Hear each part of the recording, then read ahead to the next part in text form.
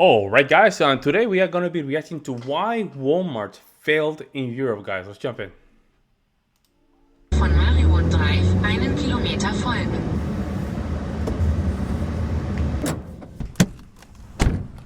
You know, when I think about the USA, there are a few things that come to my mind immediately. Large roads, fast food restaurants on every corner, and those huge supermarket chains where you can walk in and walk out with literally every product you need. Food, medicine, or even fishing accessories. And one of those supermarket chains, the most successful and the most famous one, is that one right behind me, Walmart. Walmart is not just a supermarket like you know it in any other country. No, Walmart is the company with the highest sales in the world. Not even Amazon, not even Apple, not even the Saudi Arabian oil company Saudi Aramco make as much money as Walmart.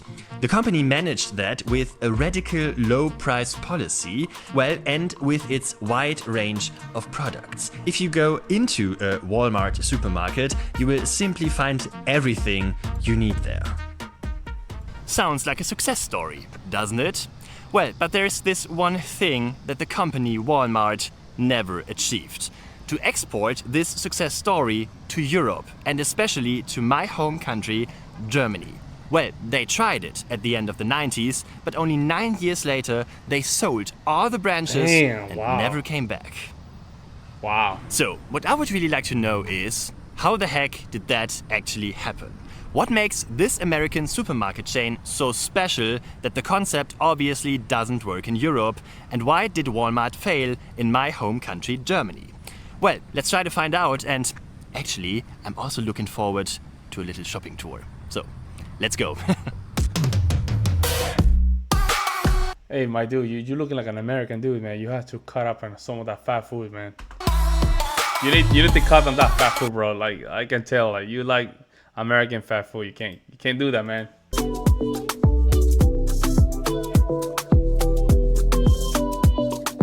Yeah, that was not a joke. I really meant it. Before we talk about the failed expansion of Walmart, let's go in there. I've never been to a Walmart supermarket before. When I was in the USA, I always went to Target, I guess, which I think it's similar but not the same. So I'm really excited what I will find there, and I'm also really excited what kind of products they have we don't have in Germany. So yeah, let's go in there. And while I'm doing that, here are a few facts about Walmart that you should know. The company is founded in the year 1950. A man named Sam Walton opens his first store in the small town of Bentonville in Arkansas. That's still under the name Walton's Five and Dime. Even then, his concept is clear. Food and household goods at the lowest possible prices, and he also has a vision from the start. Walton wants his company to become the largest retailer in the United States. A business model based on low prices, a large product range, and an efficient logistics system is to help him achieve this. The concept quickly becomes a success. In the following years, Walmart expands rapidly and quickly becomes... That's the old school, that's the 90s logo, man. I remember that. Wow. That's the 90s logo. I remember back when I was in Puerto Rico, we used to go to Walmart all the time. And I remember that logo, bro. Wow, that's crazy. The market leader in retail. The company opens branches in all parts of the United States and also expands abroad. In 1991, Walmart opens its first branch outside the United States in Mexico City. In the following years, the company expands into 24 countries and today employs more than 2.3 million people. Wow.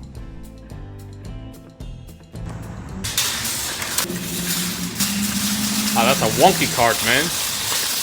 Well, and if we grab a shopping cart and go into the store, we also get an idea of how the Walmart system works. What really surprises me as a European is the incredible size of this store. You first come to the fruit and vegetable department, then walk past all kinds of food. Even this department in itself is huge. But once you're through there, there's another huge area where you can get basically everything else you need for your life. There's an electronics department where you can buy headphones or computers or cell phones. Then you come to the DIY department where you can buy motor oil or leaf blowers or lawn mowers or air pumps and all kinds of other technical devices. Then there's everything for the car, for example, car batteries. Then there are products for your home, such as lamps or blinds, furniture such as desks or cupboards. Yep. And then there's also a huge clothing department where you And can most of the Walmart, they look very similar too. find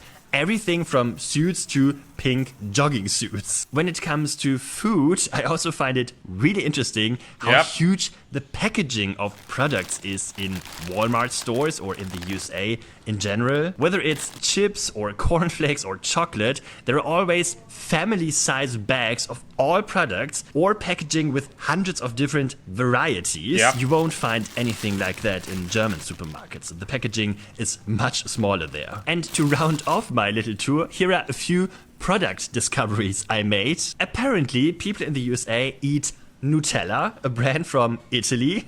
Greetings from Europe. Then there's also an import shelf with products from Europe, for example, Heineken from the Netherlands. The cornflakes department is very interesting because they have basically the same brands here as in Germany, but they have completely different names. The Kellogg's Frosted Flakes, for example, are called Kellogg's Frosties in Germany. I think that's the same in other European countries, isn't it? And the cornflakes called Cinnamon Crunch are called Yo, that cinnamon toasted crunch, that one tastes very good. It's very sugar, it's very unhealthy. I'm not gonna lie. This right here is very unhealthy, guys. I would not recommend it. But if you have the chance to try it, you're gonna like it. Put some milk on it. It has cinnamon and sugar and brown sugar in it. Oh man. Cine Minis at home, which is also kind of funny. It's also interesting that there are always dozens of variation of a product that you don't have at home. For example, Heinz ketchup. There's not just the ketchup, but also countless other recipes, including mayo chup, a mix of ketchup and mayonnaise. What I also find really funny is how much you Americans obviously love mac and cheese. Here in the store, there's not just a whole shelf with different brands of mac and cheese. There are even dozens of frozen meals that all contain mac and cheese. And last but not least, there is one product I find particularly interesting, and that is this one. Do you know what that is? Lunchable. This is Lunchables, a cracker with sausage and cheese and stuff like that. This Mostly for kids that go to school. You buy these for your kids. That way they can go back to school and they can just simply, use it, They can eat it. product actually also was sold in Germany in the 1990s and was advertised extensively on TV, but apparently it was so unsuccessful that it was taken off the market. But well, you can still buy it here in the USA. And that really takes me back to my childhood.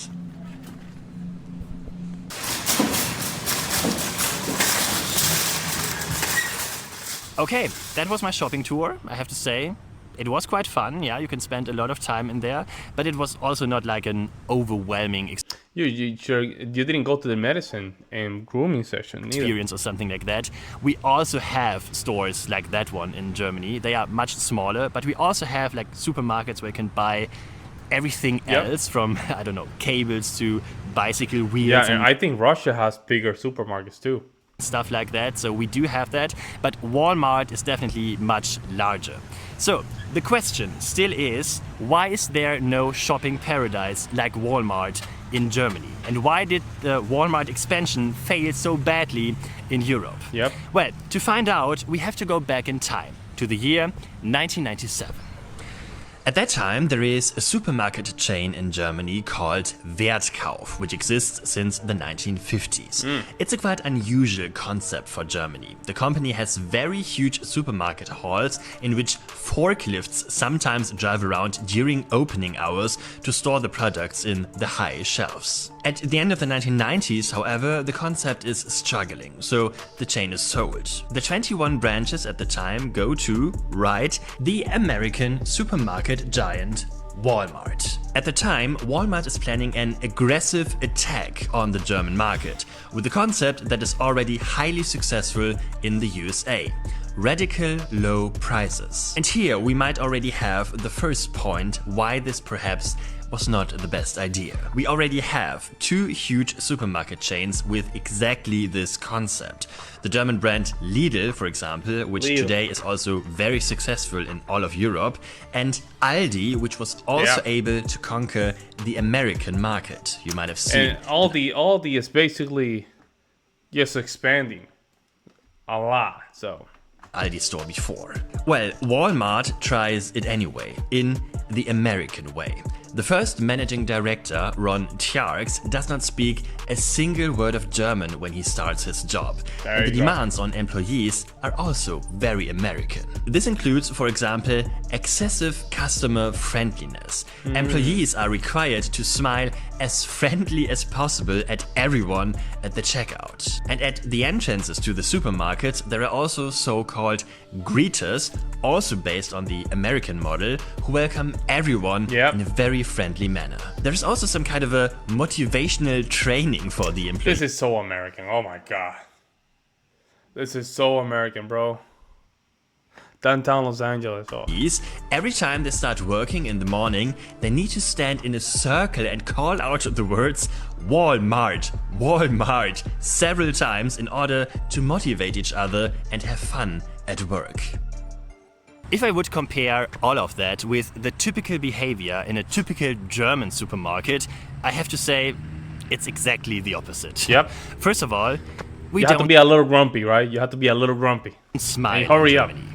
In general, and also not in a supermarket. And in the second thing, I'm also not really sure if I want a person right next to a supermarket door who says, "Hello, how are you today?" every time I enter the supermarket. That's just something we don't do in Germany. It feels wrong somehow. And obviously, I'm not the only one with this feeling.